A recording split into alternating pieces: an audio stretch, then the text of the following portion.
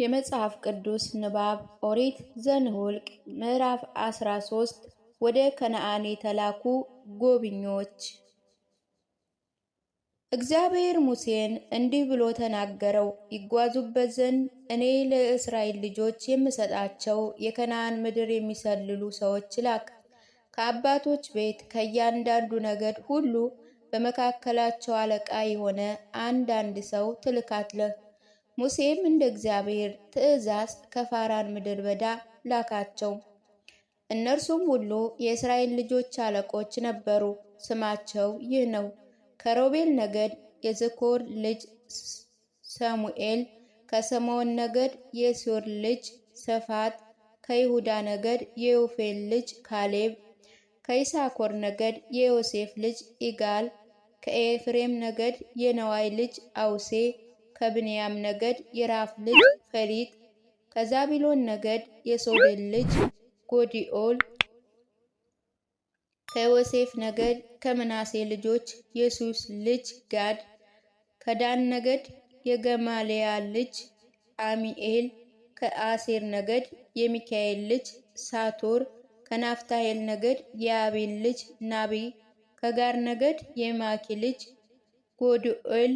ምድሪቱን ይሰልሉ ዘንድ ሙሴ የላካቸው ሰዎች ስሞች እነዚህ ናቸው። ሙሴ የነዋይ ልጅ አውሴን ኢያሱ ብሎ ጠራው። ሙሴ የከነዓን ምድር ይሰልሉ ዘንድ ላካቸው አላቸውም፣ ከዚያ ወደ ምድር በዳ ሂዱ፣ ወደ ተራራም ውጡ።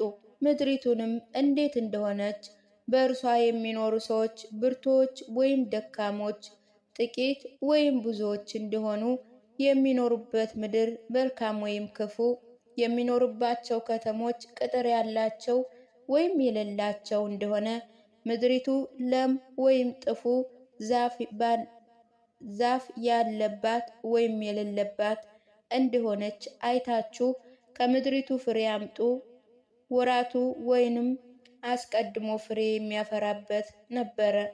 ወጡም። ምድሪቱም ከጽንት ምድር በዳ በኤሞን ምድር ዳር እስካለች እስከ ረአብ ድረስ ሰለሉ። ወደ ምድር በዳ ወጡ። ወደ ኬብሮንም ደረሱ። በዛም የኤናቅ ዘሮች አኪማን፣ ሴል፣ ተላሚ ነበሩ። ኬብሮም በግብፅ ካለችው ከጣኔዎስ ከተማ በፊት 7 ዓመታት ተሰርታ ነበር። ወደ ወይን ዘለላ ሸለቆ መጡ፣ አዩአትም። ከዚያም ከወይን አንድ ዘለላ የነበረ አረግ ቆረጡ። በመሎጊያም ተሸክመው ደግሞም ከሮማኑ ከበለሱ አመጡ። የእስራኤል ልጆች ከዚያ ስለቆረጡት ዘለላ የዛን ስፍራ ስም የወይን ዘለላ ሸለቆ ብለው ጠሩት። የጎብኞቹ ዘገባ አቀራረብ። ምድሪቱ ሰልለው ከ40 ቀን በኋላ ከዚያ ተመለሱ።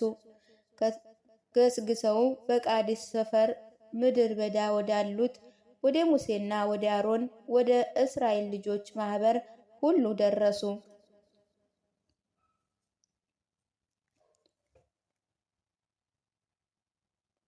ወሬውንም ለእነርሱና ለማህበሩ ሁሉ ነገሯቸው። የምድሪቱንም ፍሬ ያሳዩአቸው። እንዲህ ብለውም ነገሩት፣ ወደ ላከን ምድር ደረስ። እርሷ ወተትና ማር ታፈሳለች፣ ፍሬዋ ይህ ነው። ነገር ግን ምድሪቱ የሚኖሩ ሰዎች ኃያላን ናቸው። ከተሞቻቸው የተመሸጉ እጅግም የጸኑ ታላላቅ ናቸው። ደግሞም በዚያ የኤናቃል ዘሮች አየን። በአዜብ በኩል አሞሌቅ ተቀምጧል። በተራሮቹም ኬጢያውያን፣ ኢያቡሳውያን፣ አሞራውያን ተቀምጠዋል። ከነዓናዊ በባህር ዳርና በዮርዳኖስ ወንዝ አጠገብ ተቀምጠዋል። ካሌብም ሕዝቡን በሙሴ ፊት ዝም አሰኘና አይደለም፣ ማሸነፉን እንችላለን፣ እንወጣለን፣ ግን በኃይል ከኛ ይበረታሉና በዚያ ሕዝብ ላይ መውጣት አንችልም አሉ። ስለ ሰለሏትም ምድር ለእስራኤል ልጆች እያወሩ እኛ ዙረን የሰለልናት ምድር የሚኖሩባት ሰዎች የምትበላ ምድር ናት። በእርሷ ዘንድ ያየናቸው ሰዎች ሁሉ ረጃጅም ሰዎች ናቸው። በዚያ ግዙፋን የሆኑ አየን። እኛም በእነርሱ ፊት እንደ አንበጦች ሆን፣ እንዲህ በፊታቸው ነበርን እያሉ የሰለሉትን ምድር ለእስራኤል ልጆች አስፈሪ ያደረጓት። ምዕራፍ 14 የሕዝብ አመጽ። ማህበሩ ሁሉ ድምፃቸውን አንስተው ጮኹ፣ ሕዝቡም ሌሊቱን ሁሉ አለቀሱ። የእስራኤልም ልጆች ሁሉ በሙሴና በአሮን ላይ አጉረመረሙ። ማህበሩ ሁሉ በዚያ ምድር በዳ ከምንሞት በግብፅ ምድር ሳለን ብንሞት በተሻለን ነበር። እግዚአብሔር በጦርነት እንድንሞት ዘንድ ወደዚች ምድር ለምን አገባን? ሴቶችና ልጆቻችን ነጣቂ ይሆናሉ። አሁንም ወደ ግብፅ መመለስ አይሻለንም? አሉ። እርስ በርሳቸው ኑ አለቃ ሹመን ወደ ግብፅ እንመለስ ተባባሉ። ሙሴና አሮንም በእስራኤል ልጆች ጉባኤ ፊት በግንባራቸው ወደቁ። ምድሪቱም ከሰለሉት ጋር የነበሩት የነዋይ ልጅ ኢያሱና የኦፌል ልጅ ካሌብ ልብሳቸውን ቀደዱ። ለእስራኤል ልጆች ማህበር ሁሉ የሰለልናት ምድር እጅግ በጣም መልካም ናት። እግዚአብሔርስ ከመረጠን ወተትና ማር ወደምታፈሰው ወደዛች ምድር ያገባናል፣ እርሷን ይሰጠናል። ነገር ግን እናንተ በእግዚአብሔር ላይ አታምፁ፣ እኛ እናጠፋቸዋለንና የምድሪቱ ሰዎችን አትፍሩ፣ ጊዜያቸው አልፎባቸዋል፣ እግዚአብሔር ከኛ ጋር ነው፣ አትፍሯቸው ብለው ተናገሯቸው። ማህበሩ ሁሉ ግን በድንጋይ እንወግራቸው አሉ። የእግዚአብሔር ክብር ለእስራኤል ልጆች ሁሉ በምስክሩ ድንኳን ተገለጠ። ሙሴ ስለ ሕዝቡ እንደጸለየ። እግዚአብሔርም ሙሴን እነዚህ ሕዝብ እስከ መቼ ያስቆጡኛል? በፊታቸውስ ባደረገው ተአምራቴ ሁሉ እስከ መቼ አያምኑብኝም? በሞት እቀጣቸዋለሁ፣ አጠፋቸዋለሁ። እናንተና የአባትህን ቤት ግን ለታላቅና ከሕዝብ ለሚበዛ ሕዝብ አደርጋለሁ አለው። ሙሴም እግዚአብሔርን አለው፣ ግብፃውያን ይሰማሉ። እኒህ ሕዝብ ከእነርሱ በእልህ አውጥታቸዋልና የዛች ምድርም ሰዎች አንተ እግዚአብሔር በዚህ ሕዝብ መካከል እንደሆንክ ሰምተዋል። አንተም አቤቱ ዓይን በዓይን እንደሚታይ ተገልጠህላቸዋል። ደመና በላያቸው ቆመች። በቀንም በደመና አምድ፣ በሌሊትም በእሳት አምድ በፊታቸው ትሄዳለች። እኒህን ሕዝብ እንደ አንድ ሰው ብትገድል ስምህን የሰሙ አሕዛብም እግዚአብሔር እነዚህን ሕዝብ ወደ ማለላቸው ምድር ያገባቸው ዘንድ አልቻለምና በምድር በዳ ገደላቸው ብለው ይናገራሉ። አሁንም አቤቱ ኃይል ይገለጥ፣ እንዲህ ብለህ እንደተናገርክ እግዚአብሔር መዓቱ የራቀ ምሕረቱ የበዛ ጻድቅ፣ አበሳን መተላለፍን ኃጢአትን ይቅር የሚል ኃጢአተኞችን ከቶ የማያነጻ የአባቶቻችን ኃጢአት እስከ 3 እስከ 4 ትውልድ ድረስ በልጅ ላይ የሚያመጣ ነው። እነዚህ ሕዝብ ከግብፅ ምድር ካወጣ ጀምሮ እስከ ዛሬ ድረስ ይቅር እንዳልካቸው እንደ ምሕረት ብዛት የእነዚህን ሕዝብ ኃጢአትም ይቅር በል አለ። እግዚአብሔርም ሙሴን አለው፣ እንደ ቃልህ ይቅር አለው። ነገር ግን እኔ ሕያው ነኝ፣ ስሜ ሕያው ነው። በእውነት የእግዚአብሔር ክብር ምድርን ሁሉ ይሞላል። በግብፅ ምድርና በምድር በዳ ያደረግኩትን ተአምራቴን ክብሬን ያዩ እነዚህ ሰዎች ሁሉ 10 ጊዜ ስለተፈታተኑኝ ቃሌንም ስላልሰሙ በእውነት ለአባቶቻቸው የማልኩላቸውን ምድር አያዩም። ከኔ ጋር በዚህ ላሉ መልካምና ክፉን ለይተው ለማያውቁ ልጆቻቸው የሚያውቀው ለሌላ ለታናሽ ሁሉ ያችን ሀገር እሰጣለሁ። ለጥፋት ያነሳሱኝ ሁሉ አያዩዋትም። ወዳጄ ካሌብ ግን ሌላ መንፈስ በእርሱ ላይ ስለሆነ ስለተከተለኝ እርሱ ወደ ገባበት ምድር አገባዋለሁ፣ ዘሩም ይወርሳል። አሞሌቃውያን፣ ከነዓናዊ በሸለቆ ውስጥ ተቀምጠዋል። እናንተ ግን ነገ ተመልሳችሁ በኤርትራ ባህር መንገድ ወደ ምድር በዳ ሂዱ። የአመፁ ሕዝብ እንደተቆጡ። እግዚአብሔር ሙሴን አሮንን እንዲህ ብሎ ተናገራቸው። የሚያጉረመርሙኝ እነዚህ ክፉ ማህበር እስከ መቼ ታገሳቸዋለሁ? ስለ እናንተ በእኔ ላይ የሚያጉረመርሙት የእስራኤል ልጆች ማጉረምረምን ሰማሁ።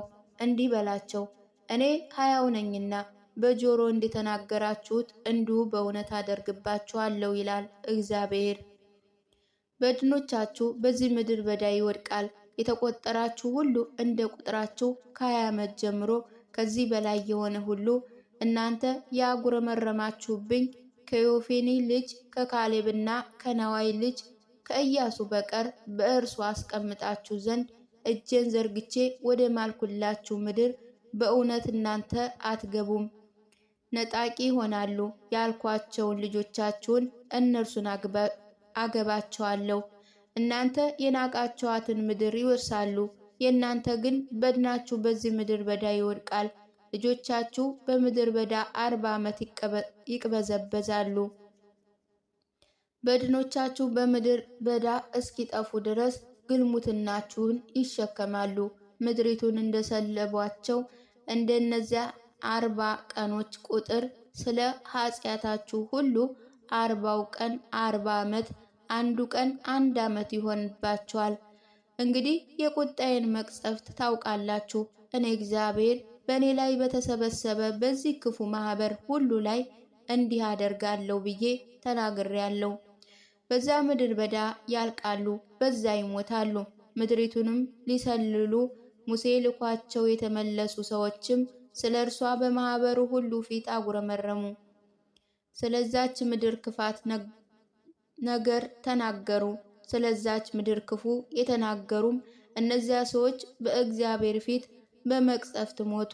ምድሪቱ ግን መልካም ነበረች። ነገር ግን ምድሪቱን ሊሰልሉ ከሄዱ ሰዎች የነዋይ ልጅ ኢያሱና የዮፌኒ ልጅ ካሌብ በሕይወት ኖሩ። ምድሪቱን ለመያዝ የመጀመሪያ ሙከራ።